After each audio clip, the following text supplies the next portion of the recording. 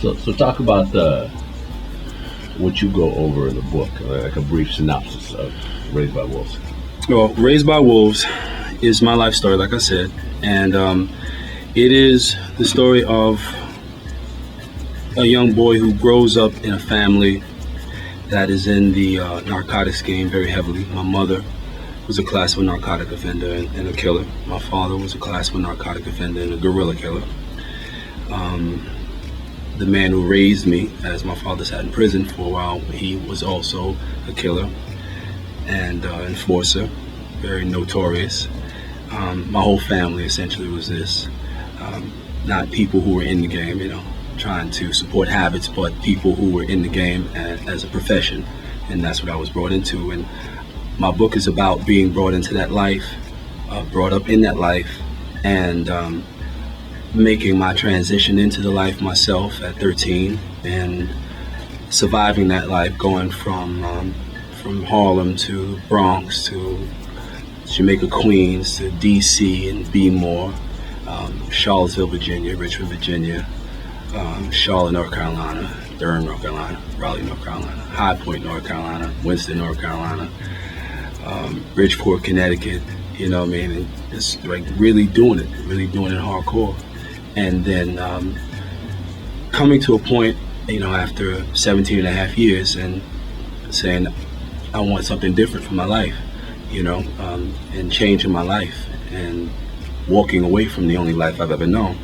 It's about the psychological and emotional experience of that existence, not just the aesthetics, not just the superficiality, not just the money and the cars and the jewelry and all that kind of stuff, but beyond that, what makes us make these decisions to participate in this existence, even though we've seen the result of it in most cases.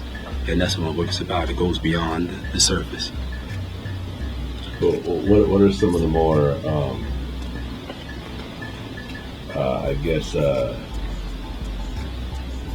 controversial parts in the book? Talk about maybe some of the chapters that might stand out a little bit to the reader. I think a lot of people will be hit hard, when they read about how, I would go in my mother's closet and find a 100-round spitting .45 caliber Thompson submachine gun, and watch my mother and father, my mother and my stepfather counting hundreds of thousands of dollars, on a daily basis, and think that it was normal, thinking that everybody was like that. So I go to my friends' houses and be like, what kind of gun do your mother have? And they look at me like, what the f*** are you talking about? I'm like, your mom got a gun. Of course she has a gun, because my mother's got a gun. You know what I mean? And, just growing up in an opulent urban, existence. And, I think people will be blown away by, the casual violence.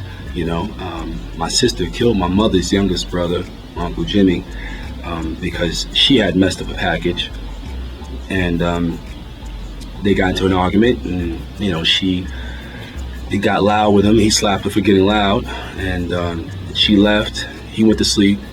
She came back, shot him on top of the head, and my mother covered it up, and that was that.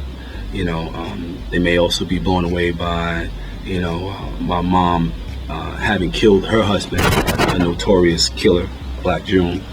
And when she went to jail, she got arrested, and she went to court. She sat in Rikers Island probably for about 3 months maybe, and then she finally went to court. And Black June's reputation was so bad that she was acquitted on the grounds of self-defense. He was known for extreme violence, so the judge told her that she had done a public service by killing her husband, and the details of those situations, and I'm very detailed and very vivid in my writing. This is not by any stretch of the imagination urban lit. That's what my book gives, vivid detail about a time and a place, because I was born in the 60s. So, I'm talking about the point of inception, where all of these things that people like to emulate, come from. So there's a lot of things, a lot of history about certain behaviors and practices that are incorporated in the game or intrinsic to the game that people don't know anything about. They don't know where they came from or what they mean, and everything meant something. Nothing was for the sake of doing it. Every practice, every behavior was for a specific purpose. Everything, every inflection was for a specific purpose. And most people have no idea because their mommy was a nurse and their daddy was a mailman or a mechanic, or so, you know, they went to church, they went to school, they went home. They maybe were allowed to sit on the stoop, you know, and watch things happen, but they didn't know what was happening. You know what I'm saying? So what I bring is an understanding of that.